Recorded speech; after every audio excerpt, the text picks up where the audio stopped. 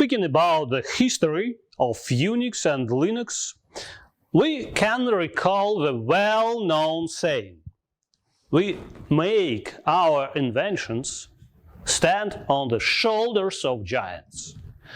But we must understand that many of those giants have failed. But such fails can be a good lesson for new developers.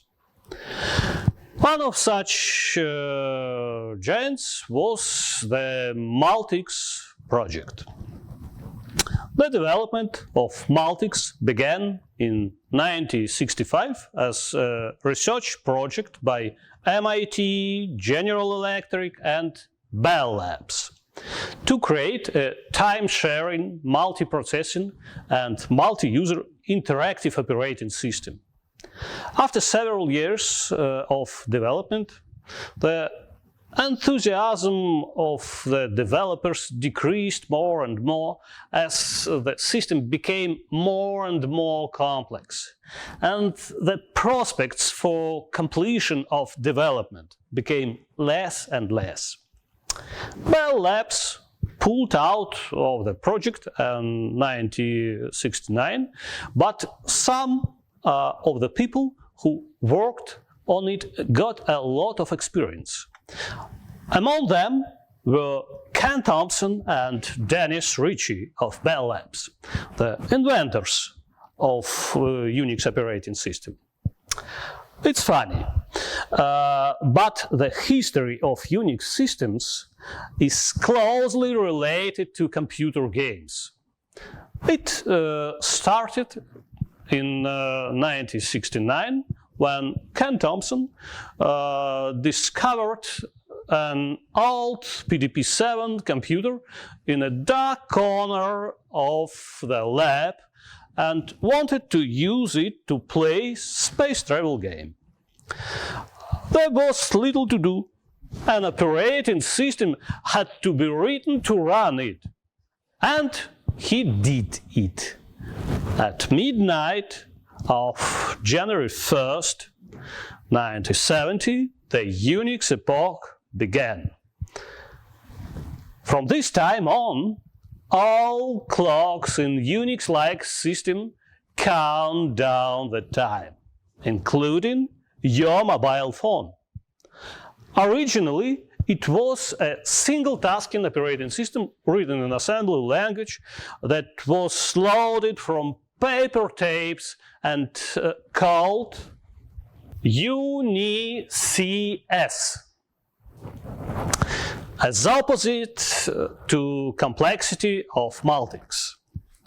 And then the team of Ken Thompson and Dennis Ritchie received a new Digital Equipment Corporation PDP-11 computer to develop a word processing system for the Bell Labs patent department. For the first 3 months, the machine sat in a corner, enumerating all the closed night stores on a 6 to 8 chessboard, just because the hard drive wasn't shipped with a super new computer. This time could be used to choose a programming language, because it was a computer with a completely new architecture, and programs written on PDP-7 assembler was not useful for it. And most interesting was the concept of another project used in some research and development projects, including Multics, BCPL. It was a high-level programming language focused on portability. Most of this language was written in the language itself, and only a small machine-dependent part was written in assembly. To support a new machine, only 1/5 of the compiler code needed to be rewritten, which usually look from 2 to 5 man-months. Thomson used the same concept when writing his simplified successor to BCPL language B. This language was not very expressive and effective on the PDP-11, and in 1971 Ritchie started to improve B, which resulted in creating a new language, C. In 1973, the UNIX kernel was refactored in C language to follow the same concept of portability. Most of the code was machine independent.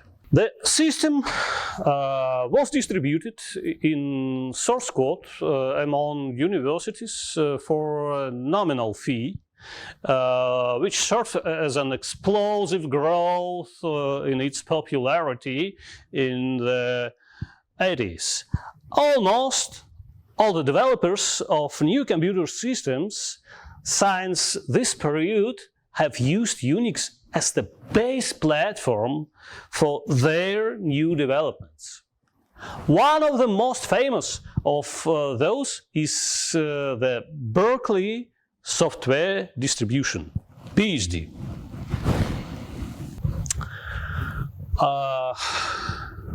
Developed at the University of California, Berkeley, and based on UNIX version 6 with its own copyleft license.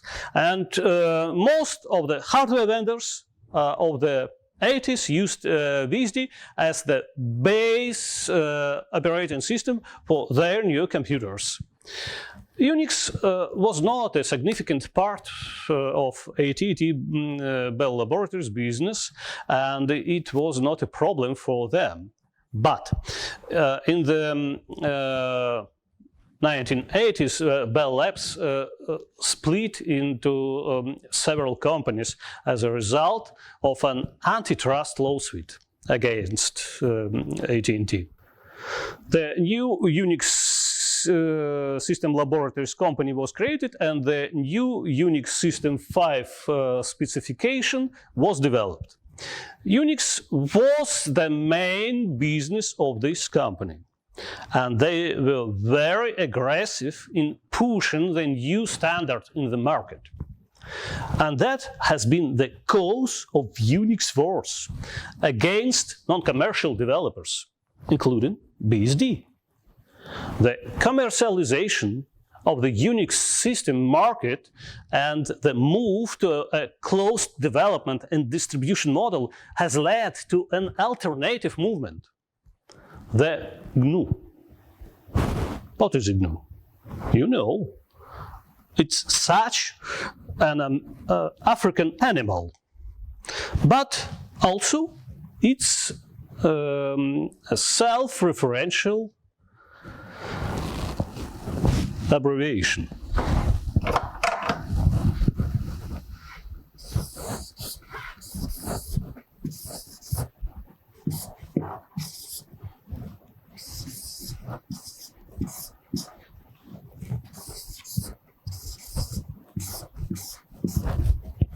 GNU is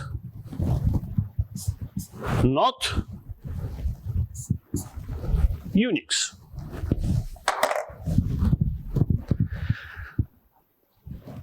Richard Stallman founded this project in 1978 at MIT. The GNU project is a mass collaborative initiative for the development of free software. The first goal of this project was to develop a set of programs similar to the standard set of utilities in UNIX. And in 1991, Finnish student Linus Torvalds created his own operating system kernel, which is compatible with the UNIX operating system, called Linux. As he said later, just for fun, the Linux kernel combined with the set of utilities from the GNU project served as the basis for creating a complete operating system, comparable in capabilities to commercial UNIX systems and usually even superior to them.